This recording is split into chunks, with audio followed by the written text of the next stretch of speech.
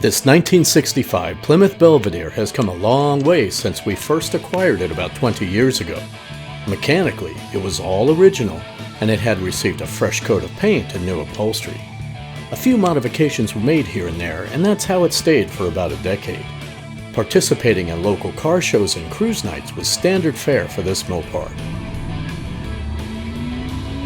But then one day, everything changed.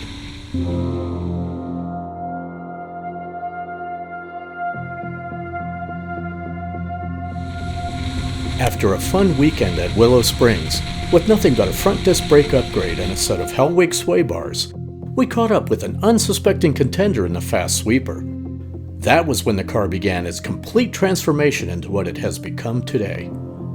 The Plymouth became a magazine project car, and the goal was to go faster and to handle better.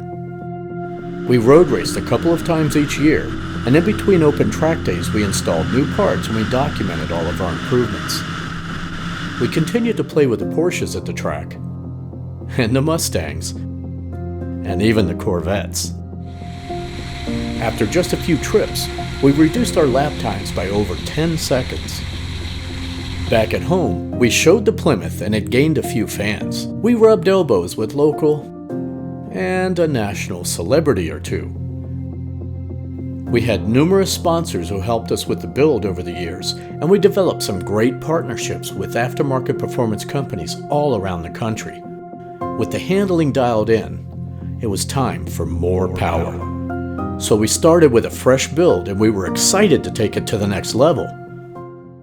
Unfortunately, we developed engine troubles and we suffered 2 build failures at local shops. Engine troubles plagued us and the build was put on hold. Our Plymouth sat for a couple of months collecting cobwebs while we regrouped to come up with a better game plan. Recently, however, an opportunity presented itself to us that we just couldn't pass up, and we're excited to be back to work on the Belvedere. The pieces are starting to fall into place, and the next phase is taking shape. We were down, but we weren't out. Our Plymouth is back in the game.